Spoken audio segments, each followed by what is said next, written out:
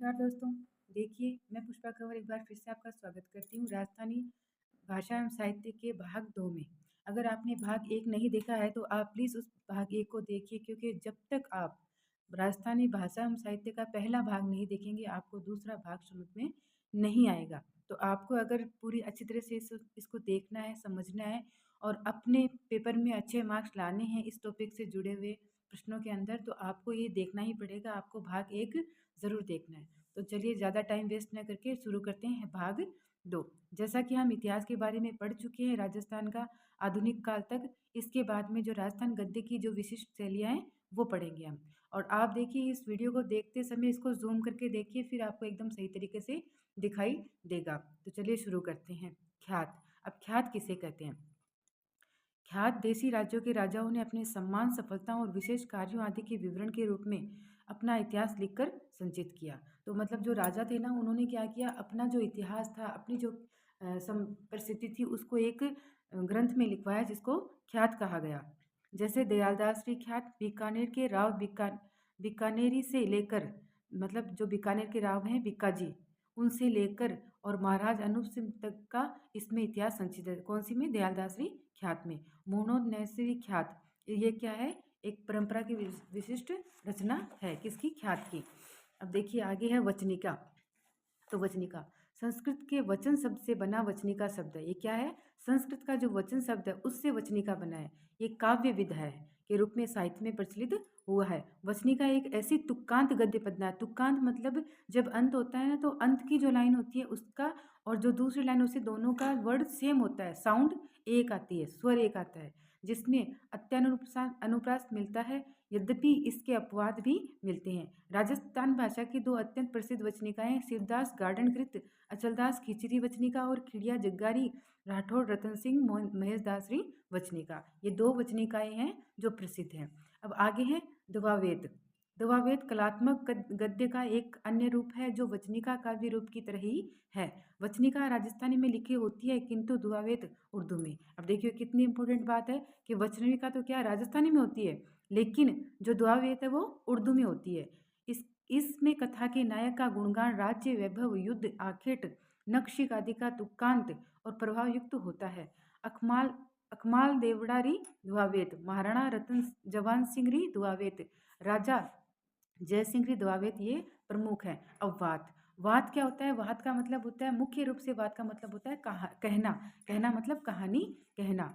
तो कहानी की तरह वात कहने और सुनने की एक विशेष विधा है। कथा कहने वाला कहता चला जाता है और सुनने वाला हुंकारा। हुंकारा मतलब जैसे कि बीच बीच में हाँ हाँ कहता रहता है, जिसमें कथाकार को लगे कि श्रोता रुचि ले रहा है और दे रहा है। इस बातों में जीवन के हर पक्ष, युद्ध, धर्म, दर्शन, मनोरंजन पर प्रकाश डाला गया है। गद्यमय पद्यमय मतलब ये गद्य और पद्य दोनों में लिखी जाती है, और गद्यमय पद्यमय और गद्यमय पद्यमय तीनों रूपों में बात मिलती है। राव अमर सिंह री बात, खींचिया री बात, पाबूजी री बात, कानड़दे री बात, अतलदास खींची री बात आदि प्रमुख बातें हैं। बातें मतलब ये बात प्रमुख हैं।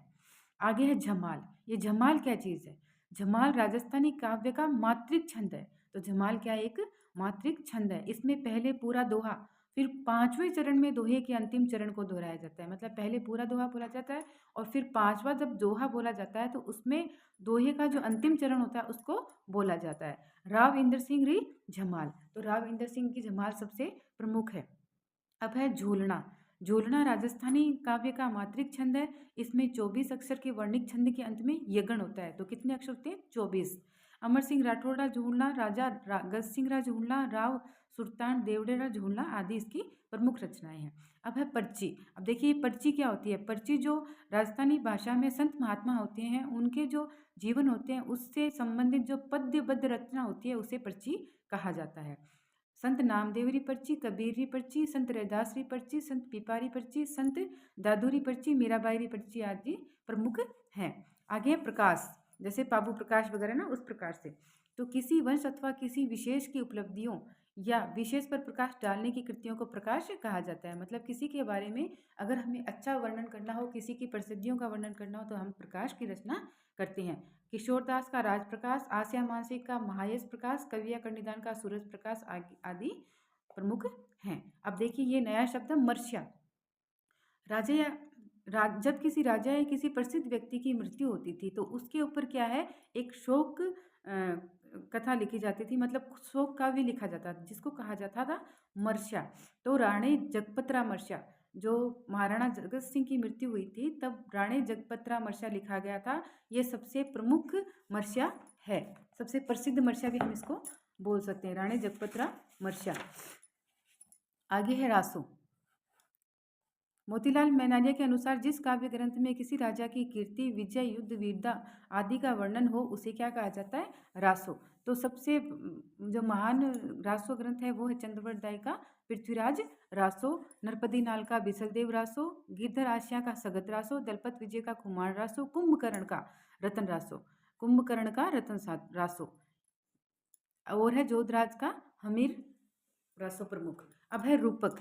किसी वंश या व्यक्ति विशेष की उपलब्धियों के स्वरूप को दर्शाने वाली काव्य कृति को रूपक कहते हैं।